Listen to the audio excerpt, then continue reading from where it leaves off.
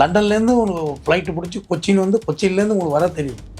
அந்த அளவுக்கு உங்களுக்கு ஃபினான்ஷியல் ஸ்டேட்டஸ் வேலைமாலாம் சாதாரண விஷயம் கிடையாது. எல்லா தந்தையும் கதறியது தான். தந்தையார் சாமானிய தந்தையாக இருந்தாலும் சரி, பணக்கார தந்தையாக இருந்தாலும் அப்பா தான், புள்ள தான். கல்யாணம் பண்ணிக்கிறவனா தான் நேராக எங்கள்கிட்ட வந்து கேட்டிருக்க வேண்டியதானே, நான் கல்யாணம் பண்ணுறேன்னு. 2 பேரும் முக்குளத்தூர் ஜாதி. 17 வயசு 11 மாதம் 29 நாளாக இருந்தாலும் உன் மேலே போக்ஸ் வருமானம் பண்ணி விட்ருவாங்க. போனால் வேலைமால் ஒரு இடத்துல கட்டம் கட்டுறாங்கனாங்களே, அந்த ஏரியாவோட கிரவுண்ட் ரேட்டே ஏறிடுது. வேலைமாலுக்காண்டி வீடு வாங்கிட்டு போய் சேர்ந்தவங்க இருக்காங்க, வீட்டு வாடகைக்கு போய் எடுத்தவங்களாம் இருக்காங்க. பொன்னேரியெல்லாம் எப்படி இருந்தது ஒரு காலத்தில்? இப்போ பொன்னேரியில் என்ன வளர்ச்சி தெரியுமா? அங்கே வேலைமால் ஸ்கூல் இருக்குது, அது சுற்றி உள்ள வீடுகள்லாம் அவ்வளோ வாடகை இருக்குது. அப்போ பள்ளியோடத்தை சுற்றி இருக்கக்குள்ளேயே இவ்வளோ வேல்யூவேஷன் இருக்குன்னா, அந்த பள்ளியோடத்துக்குள்ளே அந்த பள்ளியோடத்துடைய வாரிசுக்கு எவ்வளோ வேல்யூவேஷன். உனக்கு காது போச்சு, உனக்கு காது போச்சு, உனக்கு வாழ்க்கையே போச்சு, எல்லாருமே போயிட்டா இனிமேல் நான் டைவர்ஸ் வாங்கணும், வேற ஒரு கல்யாணம் பண்ணணும், என்ன கருமண்டா அப்படின்னு சொல்லுவாங்க. இதுக்கு தாண்டா பெற்றவங்க நாங்கள் லவ்னா வேண்டாம்னு அடிச்சுக்கிறோம் அப்படின்னு சொல்லுவாங்க. காதலிக்குள்ளே இருக்கிற அந்த டிஸ்டன்ஸ் வந்து கல்யாணத்து மாதிரி இருக்கானா? இல்லை. நீ எனக்கு 1000 கிஸ் பண்ணுறேன்னு சொன்னேன், 999 கிஸ்ஸிலே தூங்கிட்டேன் அப்படின்னு ஃபோன் பண்ணிக்கிட்டு போல. ஐயோ, அந்த ஒரு கிஸுக்கு ஆதாரமாக எனக்கு ஒரு 1000 கிஸ் நீ கூட அப்படின்னா கொடுத்துட்டு இருப்பாங்க.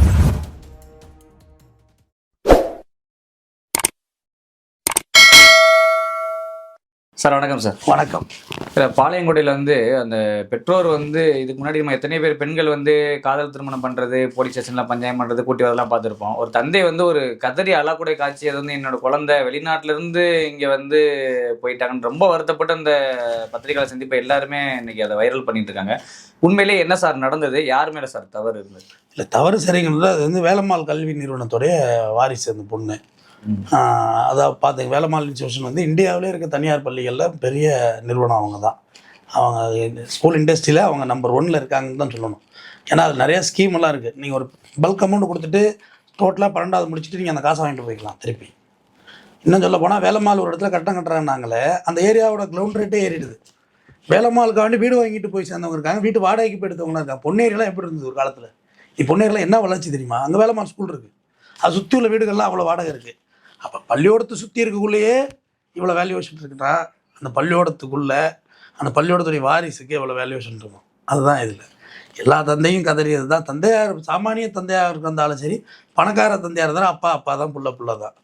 புள்ள இதுமாரி நம்ம பேச்சை கேட்காது, இப்படி காதலிச்சு கல்யாணம் பண்ணிட்டு போகுது அப்படிங்கும்போது அந்த வருத்தம் அவரால் தாழ முடியல. உண்மையிலேயே அது ரொம்ப பணக்கார தந்தை அழுதுனால இல்லை, பொதுவாக தந்தை அழுதாலே வலிக்க தானே செய்யும் எல்லாருக்கும்.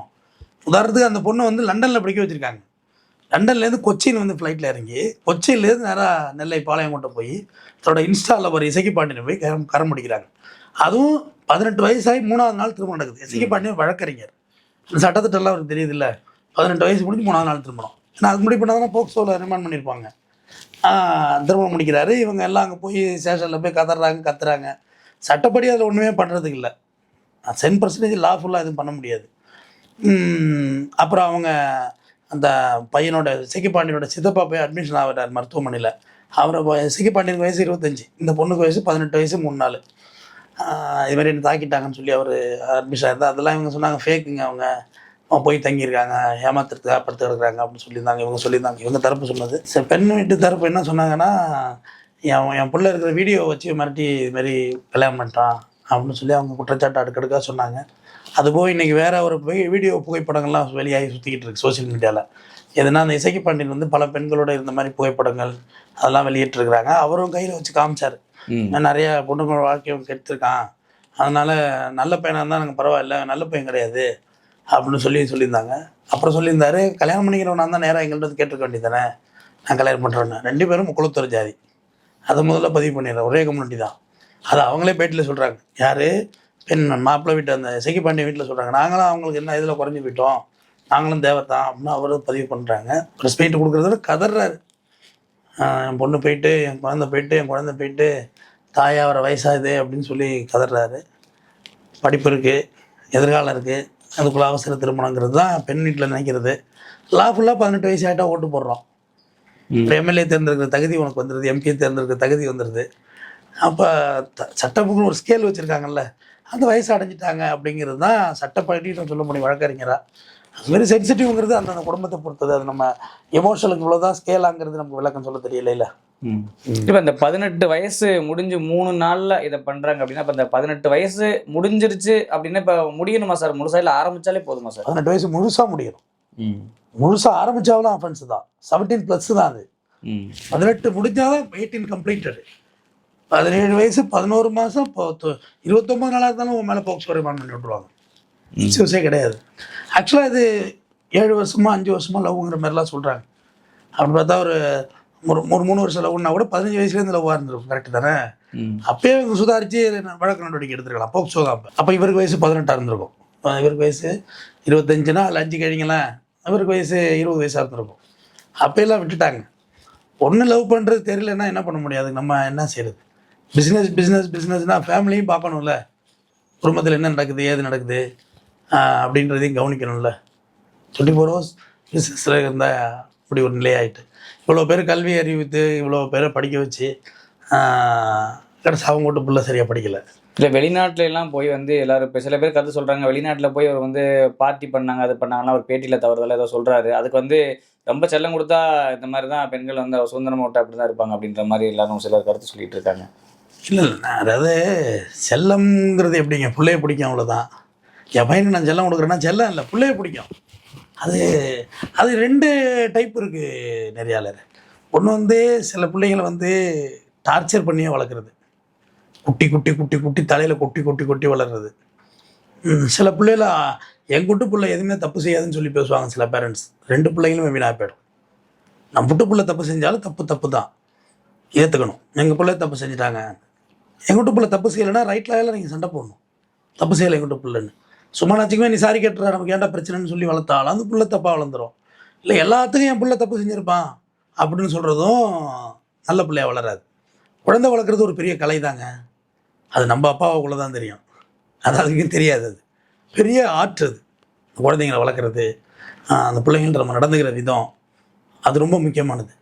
அதாவது குழந்தை பொய் சொல்லுது, அண்ணன் தம்பி 2 பேர் இருக்கான்னு வச்சுக்க, அந்த தம்பி சொல்கிறான் பொய் அப்படின்னு சொல்கிறாங்கன்னா அதை என்டர்டெயின் பண்ணக்கூடாது. அப்படி சொல்லக்கூடாது. தம்பி பொய் சொல்ல மாட்டானே, தம்பி உண்மையை தான் பேசுவான்னு சொல்லி வளர்க்கணும். யார் அது மாதிரி பேசுகிறோம்? சின்ன பிள்ளையிலே கவுடு சூதை நம்ம தாங்க சொல்லி கொடுக்குறோம் பிள்ளைங்களுக்கு. ஒரு சாக்லேட் இருக்குன்னா கொடுத்து சாப்பிடுன்னு எத்தனை பேரண்ட்ஸ் எத்தனை பிள்ளைங்களுக்கு சொல்லி கொடுக்குறாங்க. அது பேர் கொடுத்து சாப்பிடுப்பா அப்படின்னா. இந்த ஹாஸ்டலில் வளர்ந்த பசங்களை கவனிச்சிருக்கலாம் நீங்கள் கொஞ்சம்? யாராவது உங்கள்ட்ட படித்தவங்க இருக்காங்களா? ரிவைன் பண்ணி பாருங்க. இருக்காங்க. எல்லாரும் கூடயும் சேர்ந்து எல்லாரும் ஷேர் பண்ணி அந்த மாதிரி சாப்பிடுவாங்களா? அப்படின்லாம் இல்லை. சூட்கேஸை பூட்டி வச்சு சாப்பிடுவாங்க அவங்க. அது தப்பு சொல்ல முடியாது, ஏன்னா வச்சு தான் சாப்பிட்டாகணும். அது ரொம்ப கஷ்டம். அது அந்த சேர்ந்து இருக்கிற மனநிலை, குடும்ப பாசமெல்லாம் ஹாஸ்டலில் இருக்கிற பிள்ளைங்களுக்கு ரொம்ப ஈஸியாக இருந்துடும். பெரிய சென்டிமெண்ட்ஸ்லாம் இருக்காது. இப்போ நம்ம எங்கேயாவது வெளியூர் போனோம்னாலே இப்போ போகிற வரைக்கும் தெரியாது, போய் அங்கே இப்போ ஒரு வாரம் இருக்கலாம் ஊட்டிலன்ட்டு போவோம். போனால் ஒரு நாள்லேயே நமக்கு வீட்டில் நம்ம வந்து உடையாந்து விழுந்துடுச்சு. காரணம் அது வீட்டோட சென்டிமெண்ட்ஸ். ஆனால் அவங்க பார்த்தீங்கன்னா வேறு மாதிரி இருப்பாங்க. அவங்களால வெளிநாடு போகிற வெளிநாட்டில் செட்டில் ஆகிக்குவாங்க. அதெல்லாம் ஒரு பெரிய விஷயமா எடுத்துக்க மாட்டாங்க. நிறைய பேர் எங்கள் பிள்ளை எங்கே இருக்கான்? யூஎஸில் இருக்கான்.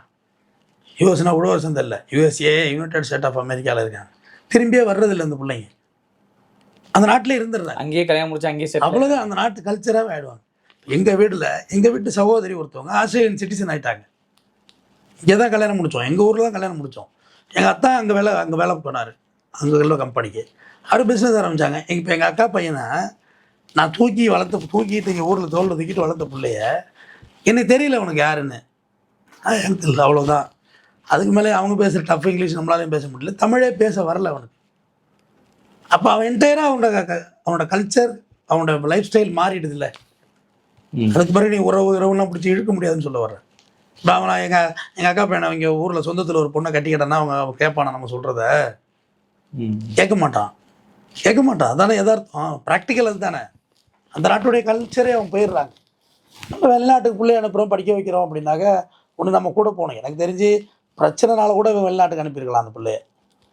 இங்கே வைக்கிறது தலைவலியாக இருக்குன்னு கூட அனுப்பி விட்டுருக்கலாம். அந்த காதல் விவகாரம் தெரிஞ்சு கூட அனுப்பிச்சிருக்கலாம். வெளிநாட்டு போவோம், கொஞ்சம் லைஃப் ஸ்டைல் மாறுன்னு. எந்த நாட்டுக்கு போனாங்க இன்ஸ்டா தான் உங்கள் கூடவே வருதுங்க. இன்ஸ்டன்ட் நூடுல்ஸ் மாதிரி இன்ஸ்டா லவ் தானுங்க, கூட தான் வருது. எங்கே போனால் தான் என்ன, வீடியோ கால் பண்ணிக்க முடியும், வீடியோ கால் பேசிக்க முடியும். அதனால் அதுக்கு தீர்வாகாது. ஏன்னா என்னை பொறுத்தவரையிலும் இவ்வளோ கல்வி நிறுவனம் வச்சுருக்காங்க, ஒரு நல்ல இதை வேறு மாதிரி ஹேண்டில் பண்ணியிருக்கணும் இவங்க. இந்த அளவுக்குலாம் கதறதுல ஒன்றுமே அர்த்தம் இல்லை தம்பி. எல்லையை மீறி எல்லாம் போச்சு, கையை மீறிட்டு வெளியே தெரியாமல் வந்துடுறது தானே பெட்டர். இல்லை நிறைய பேர் சார் இப்போ சரியான வாழ்க்கையை தேர்வு செஞ்சால் பரவாயில்ல. நிறைய பேர் வந்து இன்னைக்கு இந்த இன்ஸ்டா முகத்துலையும் அந்த ஃபேஸ்புக்லையும் காதல் பண்ணி நிறைய பேர் வந்து கோர்ட் வாசலில் வரதாக நீங்களே நிறைய கருத்துக்களை பதிவிட்டுருக்கீங்க சோசியல் மீடியாவில். இது போன்ற வந்து பெற்றவங்க பேச்சு கேட்காம இருக்கிறவங்க பிறர் கருத்து சொல்கிறாங்க 2 மாதத்தில் வந்துடுவாங்க, 2 மாதத்தில் அவங்களுக்கு தெரிஞ்சிடும் அப்பா அம்மாடா இருக்கும் அப்படின்னு. இது லைஃப் கதையோட உங்களை கனெக்ட் பண்ணி ஒரு சினிமா சொல்கிறேன். நாடோடிகள்னு ஒரு படம், சம்போ சிவசம்போ பாட்டெல்லாம் வந்து படம் பயங்கர ஹிட் ஆனிச்சு. சமுத்திரகனி எல்லோரும் சேர்த்து வச்சுருவாங்க லவ்வை. யார் ஹீரோ, அவர் பேர் என்ன, சுந்தரபாண்டி நடித்தார், சசிகுமார். காது கேட்காத மாதிரி ஒருத்தர் காது கேட்காம போய்டும். இன்னும் வசந்தனுக்கு பையன் நடிச்சிருப்பார். கடைசியாக பார்த்தா வசந்தனுக்கு பையனுக்கு அங்கேயே காலில் லாரி ஏறி ஓடிடும். அவருக்கு அடியில் காது கேட்காம போயிடும். இவருக்கு இங்கே வெட்டுக்காயம் வந்து எஃப்ஐஆர் ஆகி கவர்மெண்ட் வேலைக்கும் போக முடியாது, ஆசைப்பட்ட மாமா முனையும் கட்ட முடியாது. மறுபடியும் அந்த பொண்ணு லவ்வை சேர்த்து வைப்பாங்க, பார்த்தா பிரிஞ்சு வந்துடுவாங்க. ஏடா நல்லா இருப்பாங்க, அதனால் நம்ம சேர்த்து வச்சோம், இப்படி பண்ணிட்டாங்களாடான்னு சொல்லிட்டு மறுபடியும் தேடி போவாங்க. அதில் பிரகாஷ் தானே அந்த கேரக்டர். அவங்க இப்போ ஒரிஜினல் பேர் பிரகாஷ் நினைக்கிற, அவர் பேர் ஜெயபிரகாஷ். தாடி வச்சு நல்லா ஆள் ட்ரிம்மாக இருப்பார். இடையில் நிறைய சினிமாவில் காணும். அவர் சொல்லுவார், எங்கடா வந்தீங்க, என் பொண்ணுக்கு தெரியாதா அவன் எங்கே வாழ்வான்னு, என் பொண்ணுக்கு தெரியாதா அவன் எப்படி வாழணும்னு எனக்கு தான் தெரியும். வந்துட்டால தேடி அப்பனை தேடி பெரிய இவனாட்டம் போய் சேர்த்து வைக்கிறேன்னு எல்லாரும் நிம்மதியும் போயிட்டா. இப்போ உனக்கு காது போச்சு, உனக்கு காது போச்சு, உனக்கு வாழ்க்கையே போச்சு, எல்லாரும் நிம்மதியும் போயிட்டா. இனிமேல் நான் டைவர்ஸ் வாங்கணும், வேற ஒரு கல்யாணம் பண்ணணும், என்ன கருமண்டா அப்படின்னு சொல்லுவான். இதுக்கு தாண்டா பெற்றவங்க நாங்கள் லவ்னா வேண்டாம்னு அடிச்சுக்கிறோம் அப்படின்னு சொல்லுவார். அது நான் பிற்போக்குத்தனமாக சொல்லலை, பட் அது எனக்கு ஏற்றுக்கிற மாதிரி தெரிஞ்சதில்ல. சின்ன வயசுலேருந்து செல்வ செழிப்பாக வளர்ந்த பிள்ளைய வந்து சினிமாவில் தான் நம்பி எங்கேயாவது மண்குடிசியில் வாழ்கிற மாதிரிலாம் படம் எடுக்கிறாங்க. ரியல் லைஃப்பில் வந்து பணம் ரொம்ப முக்கியம். அதை ஏற்றுக்கிறீங்களா, இல்லை அதில் எதுவும் முரண்பட்ட கருத்து இருக்கா? இல்லை அதை ஏற்றுக்கிறேன் சார். பணம் ரொம்ப முக்கியம். ஜாதி மொழி மதம் எனக்கு இதிலெல்லாம் ஐடியாவே இல்லை. நான் பெருசாக அதை வாழ்த்தானதும் இல்லை. என்ன சொல்கிறீங்க, நம்ம ஜாதிக்காரங்க மட்டும் தான் பிஸ்னஸ் பண்ணணும்னா எங்கே இருந்து பிஸ்னஸ் பண்ணுறது? வியாபாரம் எல்லோரும் தானே பண்ணுறாங்க, எல்லார் கடையிலேருந்து தானே வாங்கி சாப்பிட்றோம். அப்போ அந்தந்த ஜாதிக்காரங்க மட்டுமே இப்போ வியாபாரம் பண்ணணும்னு உட்காந்துருக்க முடியாது. அதில் நம்பிக்கை இல்லை எனக்கு பெருசாக. ஆனால் பணத்து மேலே எனக்கு நம்பிக்கை இருக்குது. பணம் இருந்தீங்கன்னா உன்னை சாதி சனன்னு 10 பேர் சேர்த்துக்கிறான். பணம் இல்லைன்னா யாரும் நம்மளை சேர்த்துக்க இங்கே தயாராக இல்லை.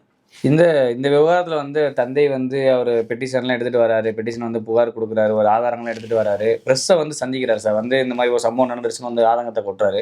அதன் மூலிமா சட்டப்படி அவருக்கு நியாயம் கிடைக்கும்னு கிடைக்குமா சார்? நியாயம்லாம் கிடைக்காது. போலீஸ் இவங்கள தான் கன்வின்ஸ் பண்ணி அனுப்புகிறாங்க. யாராவது பெற்றோர் வீட்டை தான் கன்வின்ஸ் பண்ணி அனுப்புகிறாங்க பெண் வீட்டாரை. சட்டம் அப்படி இல்லை. நான் சொல்ல போனால் அவங்களுக்கு ஒரு போலீஸ் பாதுகாப்புன்னு கேட்பாங்க, கொடுத்து தான் ஆகணும். அடுத்த கட்டம் அதுதான் தம்பி. லா அதுதான், சட்டப்படி தான் இங்கே வாழ்கிறோம். சட்டப்படி வாழ்கிறோமா, இங்கே தர்மப்படி வாழ்ந்துட்டு இருக்கோமா? சட்டப்படி தான் வாழ்ந்துட்டு இருக்கோம். ஆமாம், இந்த நியாயம் வெங்காயம்லாம் நம்ம தான் பேசிகிட்டு இருக்கலாம். மொழி லா என்ன சொல்லுதோ அதுதானே.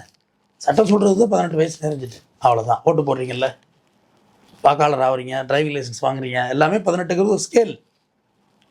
நான் கூட இந்த போக்சோவில் வந்து இப்போ தீவிரமாக லா இருக்குது, ரொம்ப அதி தீவிரமாக இருக்குது போக்சோ. இந்த 18ங்கிறது வந்து 16 குறைக்கலாம், 16 இல்லை 17 பொண்ணுங்களை குறைக்கலாம்னு எனக்கு என்னோட பர்சனல் ஐடியா. நிறையா லவ் அஃபேரில் 17 வயசில் இழுத்துட்டு ஓடியாந்துடுறானுங்க பசங்க. அப்போ பார்த்தீங்கன்னா அவங்களாம் போக்சோவில் மாட்டிக்கிறானுங்க. பிறகு பார்த்தா அந்த கேஸ் காம்ப்ரமைஸ் தான் ஆகுது. அந்த பொண்ணுக்கு 18 வயசு ஆகிடுது, அப்புறம் காம்ப்ரமைஸ் தான் ஆகுது அந்த கேசஸ். கொஞ்சம் தளர்வு பண்ணலாமோன்றது எனக்கு ஒரு ஐடியா. ஆனால் கவர்மெண்ட் இந்த 18 வயசுன்றதை விட 18 வயசுல தேர்வு செய்யறது சரியா இருக்காது, ரொம்ப அதனால தான் சரியான முடிவு எடுக்க மாட்டாங்கன்னு பெற்றோர்கள் சொல்றாங்க. ஆனால் சட்டப்படி வந்து 18 வயசு போதும்னு சொல்றாங்க. இப்போ பெண்ணினா இது 21 வயதா 18 ஆக்கிட்டாங்கன்னா அது இன்னும் கொஞ்சம் மெச்சூரிட்டி கிடைக்குமா சார் அந்த பெண்களுக்கு? இல்லை, என்னோட அதாவது நான் தான் உங்கள்கிட்ட சொல்கிறேன், 18 வயசுல மெச்சூரிட்டி கிடையாது, 40 வயசுலேயும் மெச்சூரிட்டி இல்லைங்க. தவறான வேலைகள் தெரியுமா, செலெக்ஷன்ஸ் எவ்வளோ தப்பாகிடுது. ஒரு பொருளை விற்றுடுறோம் அவசரப்பட்டு, பார்த்தா அந்த பொருளை திருப்பி வாங்கக்குள்ள டபுள் வேலையாக சொல்கிறான். அவசரப்பட்டு ஒரு பொருளை வாங்கிடுறோம், திருப்பி விற்க முடியல நம்மளால் அந்த பொருளை.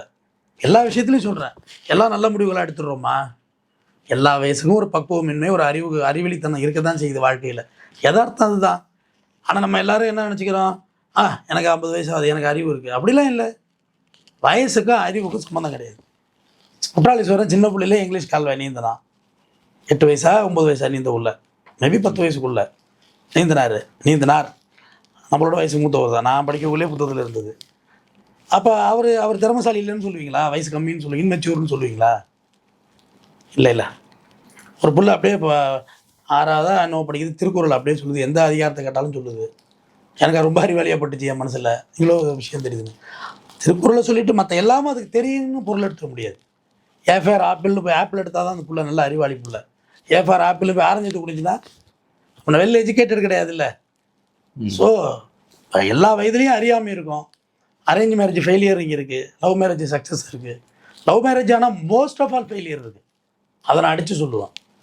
ஏன்னா பார்க்குறோம் நீதிமன்றத்தில் அரேஞ்ச் மேரேஜுங்கிறது ஒரு கம்பெனி மாரி நெறியாளர். நீ அந்த கம்பெனியில் வாழ்ந்து தான் ஆகணும், கமிட்மெண்ட் அது. ஆனால் லவ் மேரேஜ் கமிட்மெண்ட் கிடையாது. லவ் மேரேஜ் என்ன ஆகுதுன்னா அந்த ஆசை 60 நாள் மோகம் 30 நாள்னு சொல்லுவாங்க கிராமத்து பழமொழி. 60-30 போக வேண்டிய இல்லை, 30-10 தான். ஆசை 30 நாள், மோகம் 10 நாள். அது ஒரு சலிப்புத்தன்மை வந்துடும். காதலிக்கக்குள்ளே இருக்கிற அந்த டிஸ்டன்ஸ் வந்து கல்யாணத்து மாதிரி இருக்கான்னா இல்லை, அந்த ஆர்வம் போயிடும். இப்போ நீங்கள் பைக் வச்சுருக்கீங்களா? பல்சர் தானே வச்சுருக்கீங்க, புது வண்டி தானே வாங்கினீங்க. வாங்கினப்போ இருந்த ஆர்வம் இப்போ இருக்கா? பார்த்தேன் கீழே கிடந்தது, துடைக்காமல் கொள்ளாமல் அப்படியே வச்சுருக்கீங்க. வாங்கினப்போ இப்போ புதுசாக வச்சுருந்தீங்க. அடுத்தவங்க கேட்டால் கொடுக்க மாட்டோம், டேங்கில் கை வைக்கிறா, ஸ்க்ராட்ச் பண்ணுற மோதிரத்தால் அப்படின்னு பைக் வச்சுட்டு அது ஒரு மாதிரி ஆரெல்லாம் வச்சு லைட்லாம் வச்சுட்டு எல்லாரும் அப்படி தான். புதுசாக கார் எடுத்துகிட்டு வந்தோம்னா அப்படியே கார் வாசம் அப்படியே மணக்கும், அப்படியே ப்ளூ உள்ளது பிளாஸ்டிக் வாசம் ஒரு மாதிரி நல்லாயிருக்கும். அதுவே அவ்வளோதான், கடன்னு ஆகிடும். அந்த லவ் பண்ணப்போ இருந்த ஃபீல் இவங்க யாரோ ஒருத்தவங்க எதிர்பார்த்தாங்கன்னு வச்சுக்கோங்களேன், சிக்கலாகிடும். நீ எனக்கு 1000 கிஸ் பண்ணுறேன்னு சொன்னேன், 999 கிஸ்ஸிலே தூங்கிட்டேன் அப்படின்னு ஃபோன் பண்ணிக்கிட்டு போல. ஐயோ அந்த ஒரு கிஸுக்கு ஆதாரமாக எனக்கு 1000 கிஸ் நீ கொடு அப்படின்னு தான் கொடுத்துட்ருப்பாங்க. ஆனால் காதலிச்ச பிறகு அப்படி இல்லை. கல்யாணத்து பிறகு அதிகமாக ஃபோன் கேட்ட வார்த்தை வயசு நீ என்ன வர்றங்கிறது தான் நான் நினைக்கிறேன். என்னுடைய அனுமானத்தில் சொல்கிறேன். பார்க்குறோம்ல எல்லோரும் ஃபோனில் எப்படி வயசு நீ வர்ற, வை வேலையாக இருக்க, வை எதுக்கு ஃபோன் அடிச்சு, வை சாப்பிட்லையா, சாப்பிடாம இருப்பாங்களா, வை வை வை வை வை. ஏன்னா இவன் அவ்வளோ அவதியில் வாழணும்.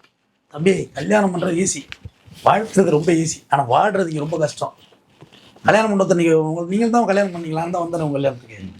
மாப்பிள்ளை கைகள் ஒரு மாப்பிள்ளைக்கு துண்டு எடுத்து கொடு, மாப்பிள்ளை கறி வை, எக்ஸ்ட்ரா வை. வேலை நடந்துருக்குமே. வடிவேல சொல்லுவாங்கல்ல, போனஸ் எக்ஸ்ட்ரான்னு சொல்லியிருப்பாங்க, சொன்னானுங்களே எனக்கும் சொன்னானுங்களேன்னு பாருல. எல்லா மரியாதையும் நடந்துச்சா? ஆனால் அந்த மரியாதை தொடர்ந்து இருக்குமானாலும் இருக்காது. நீங்கள் வேலை வெட்டிக்கு போகாமல் சும்மா வீட்டில் இருக்கலாம். ஆமாம், பொண்ணை கட்டி கொடுத்தேன் ஒருத்தன்ட்ட, வேலைக்கும் போகிறதில்ல வெட்டிக்கும் போகிறதில்ல, அப்படி ஆகிடுது. ஒரு 6 மாதம் தெரியாது இப்போ கல்யாணம் ஆகி நகை நட்டெல்லாம் இருக்கும், அடவு வச்சுக்கிட்டு செலவு பண்ணிகிட்டு இருக்கலாம். அப்புறம் குழந்தை வந்து அப்புறம் அதை வளர்க்கணும், பால் பவுடர் வாங்கணும், பேம்பஸ் வாங்கணும், அதுக்கு மருத்துவம் பண்ணணும், சளி பூச்சிக்கு மூணா தூக்கிட்டு ஓடணும் ஆஸ்பத்திரிக்கு. அப்புறம் இன்னொரு குழந்தை வந்துடும். அப்புறம் வேலைக்கு போகாமல் இப்படி வாழ முடியும்? காதலில் இருக்கிற அளவுக்கு வேகம்லாம் ப்ராக்டிக்கலாக எனக்கு தெரிஞ்சு இல்லை. சோசியல் மீடியாவுக்கு முன்னாடி இந்த காதல் திருமணம் பண்ணுறது, வீட்டுக்கு விட்டு ஓடி போகிறதோட எண்ணிக்கையும் சோசியல் மீடியா வந்ததுக்கப்புறம் மிக மிக அதிகரிச்சிருச்சு. அது மூலம் டைவர்ஸோட எண்ணிக்கையும் அங்கே அதிகரிச்சு அதுக்கேற்ற மாதிரி அப்படின்னு சொல்கிறாங்க. டைவர்ஸ் ரேஷியோ நிறைய அதிகரிச்சிருக்கு, மறுக்கவே முடியாது. ஃபுல் ஃப்ளையில் ஆயிட்டு. அரேஞ்ச் மேரேஜ்லையும் டைவர்ஸ் ரேஷியோ ஏறிட்டு தான் இருக்குது. 40 அரேஞ்ச் மேரேஜ் டைவர்ஸ்னால் 60% லவ் மேரேஜ் டைவர்ஸ் அதிகம் இருக்குது. காரணம் இந்த எதிர்பார்ப்புகள். அவன் நீங்கள் ஒரு வேலைக்கு இருப்பீங்க தம்பி, ஏதோ ஒரு இடத்துல கம்பெனியில் வேலை பார்க்குறோம், நம்மளுக்கு அனுசரித்து தான் வாங்கணும். நான் இண்டிவிஜுவல் பிஸ்னஸ்ஸு, நான் யாருக்கும் இங்கே அடிமை கிடையாது, சரிதானே? நினச்சா ஆஃபீஸ் திறப்பேன், இல்லைனா போய் திறக்க மாட்டேன். ஏன்னா விருப்பப்பட்டால் கேஸ் நடத்தலாம், இல்லைனா பேசாமல் இருப்பேன். அதில் என்ன யார் கேட்குறது இருக்கா? இந்த சோசியல் மீடியா காதெல்லாம் இப்போ இனிமேல் கட்டுப்படுத்தவே முடியாது சார். இது வந்து அதிகரிச்சுட்டே தான் போகும். இன்றைக்கி ஒரு பெற்றோர் கதற மாதிரி இது போல் நிறைய விருப்பம் இல்லாத நிறைய கதறல்கள், நிறைய இதை தொடர்ந்து நிறைய ஆனர் கில்லிங்கள் இருக்குது, ஏகப்பட்ட விஷயங்கள் இருக்குது. அந்த குடும்பங்கள் பிரிகிறது. நல்ல டிவோர்ஸை பற்றி கேட்டிருந்தீங்க, ஏன்னா அதுதான் சொல்யூஷன். சொந்த பிஸ்னஸ்காரங்களுக்கு பிரச்சனை கிடையாது. இன்னொரு இடத்துல வேலை பார்த்தோம்னா நீங்கள் எதை திட்டு வாங்கிட்டு ஏதோ ஒன்று அனுசரித்து தானே வாழணும். அப்போ இது ஃபோன் பண்ணி கிரிஞ்சா உன்னை லவ் பண்ணிகிட்டு இருக்கோம். என்னங்க இன்றைக்கி என்ன நாள் சொல்லுங்கள் அப்படின்னு கேட்டுட்ருக்கோம். பைத்தியம் தானே, வீட்டில் உட்காந்துட்டு வேலை நம்ம 2 பேரும் முதல்ல பார்த்துக்கிட்ட நாள் இவங்க ஏற்று வாங்கிட்டு இருப்பாங்க கம்பெனியில். அறிவு இருக்கா, சோறு தானே திங்கிற, ஃபோனை வையி அப்படின்னு சொல்கிறானா இல்லையா? அங்கே உடனே இதாக டெம்ப்ளேட் ஆகிட்டாங்க. ஈவினிங் என்னடா திட்டமே பாவம், நம்மளை நம்பி வந்த பிள்ளையாச்சே அப்படி சொல்லிட்டு இந்த பூ அல்வா வாங்கிட்டு போய் சமாதானப்படுத்த கொண்டு போவான். ஆனால் அது காலையில் திட்டின மூட்லேயே தான் இருக்கும், ஃபைட்டிங் டெம்டேஷன்லேயே தான் இருக்கும். இவன் என்ன தான் பேசினாலும் சமாதானம் ஆகாது. அப்போ ஒரு வார்த்தை வந்துடும், எங்கள் அப்பாவோட இருந்தால் இந்த வார்த்தை வந்திருக்குமா, எங்கள் அப்பா வீட்டில் என்னை எப்படி பார்த்துப்பாங்க, அவ்வேஷன் மீனில் அழகாக எடுத்திருப்பாங்க. மீனாவையும் கமலையும் வச்சு ஆற்றுல பந்தலாக மல்லிகைப்பூ காகிதப்பூ அப்படின்னு அது சொல்லுவோம். அது ஒரு சின்ன விஷயம் தான், நீங்கள் கவனிச்சிங்க. ஒரு ஃப்ரேம் தம்பி அது. ஆனால் அந்த ஃப்ரேம் 1000 செய்தி சொன்னிச்சு. காகிதப்பூ ஆற்றுல மல்லிகை பந்தலாக மல்லிகைப்பூன்னா வீட்டில் அவ்வளோ தொங்குது, பூந்தோட்டம். ஒரு நல்ல பூ கூட நீ வாங்கி வச்சு எனக்கு கல்யாணம் பண்ணலங்கிறது தான் அந்த ஃப்ரேமோட ஆரம்பம். கவனிச்சிங்களா அந்த ஓஷன் வெயில ஒரு விஷயமும் சொல்கிறேன். அது டிவி இன்ஸ்டால்மெண்ட்டில் வாங்கியிருக்கோம் அப்படின்னு. என் சம்பளமே எனக்கு இன்ஸ்டால்மெண்ட் தான். கமலஹாசன் குழந்தைக்கு நிறையா ப்ரோக்ராம்லாம் வருது, அறிவுபூர்வமான ப்ரோக்ராம் வருது. அப்போ ஆஃப் பண்ணி வைக்கணும்னு சொல்லுவோம். ஆஃப் பண்ணி இருக்கிறதுக்கு வாங்காமே இருந்திருக்கலாம் அப்படின்னு கமல் கமெண்ட் அடிப்பார். பெத்த தாய் நான் செத்த டிவி பார்க்கக்கூடாதா? நான் எங்கள் அப்பா அது மாரி கேட்டேனா, உங்கள்கிட்ட என்ன ஃப்ரிட்ஜ் கேட்டேனா, வாஷிங் மிஷின் கேட்டேனா அப்படின்னு சொல்லுவோம். கம்பேரிசன் இருக்குல்ல, அது லவ் மேரேஜில் ரொம்ப சிக்கல். இப்போ இது லண்டன்லேருந்து உங்களுக்கு ஃப்ளைட்டு பிடிச்சி கொச்சின் வந்து கொச்சின்லேருந்து உங்களுக்கு வர தெரியுது. அந்த அளவுக்கு உங்கள் ஃபினான்ஷியல் ஸ்டேட்டஸ் விலை மாதிரிலாம் சாதாரண விஷயம் கிடையாது. கற்பனை கூட பண்ணி பார்க்க முடியாது உங்களால். இல்லை எதையுமே கண்காணிக்கலை அப்படின்றாங்க சார். இந்த விவகாரத்தில் வந்து அப்பாவுக்கு தெரியாமல் ஒரு ஃப்ளைட் எல்லாத்துக்குமே வீட்டில் இருந்து தான் பணம் கொடுக்கணும். அவ்வளவு பணம் கொடுத்து அவங்கள கண்டுக்காம விட்டாங்களா, கண்காணிக்காம விட்டாங்களா அப்படின்னு தான் எங்கள் எல்லாருடைய கேள்வி. வெளிநாட்டு படிக்க அனுப்பிச்சிருப்பாங்க. ஒரு லட்சம் செலவு பண்ணி வரவழைக்க முடியாது. இப்படி ஃப்ளைட் டிக்கெட்டு போட்டு கல்யாண மாப்பிள்ள பல கோடிக்கு அதிபதியாக போகிறார் அவர். மருமகன் தானே, அப்படி தானே இருக்கும் கணக்கு கால்குலேஷனு. ஒருத்தவங்களுக்கு கால்குலேஷன் இருக்குல்ல. அவருக்கு பல கோடி அதில் வருமானம் இருக்க தானே செய்யுது. எவ்வளோ பெரிய இடத்துக்கு மருமகன் ஆகிறாரு. அதனால் காதல் திருமணம் சரி தவறு அப்படிங்கிறதெல்லாம் நான் பேச இன்றைக்கி விரும்பலை. அது அவங்கவுங்க குடும்பத்தின் பால்பட்ட விஷயம். ஆனால் கொஞ்சம் எல்லாமே வெயிட் பண்ணி பண்ணால் பெட்டராக இருக்கும்னு தான் என்னோட கருத்து. நன்றி சார். நன்றி.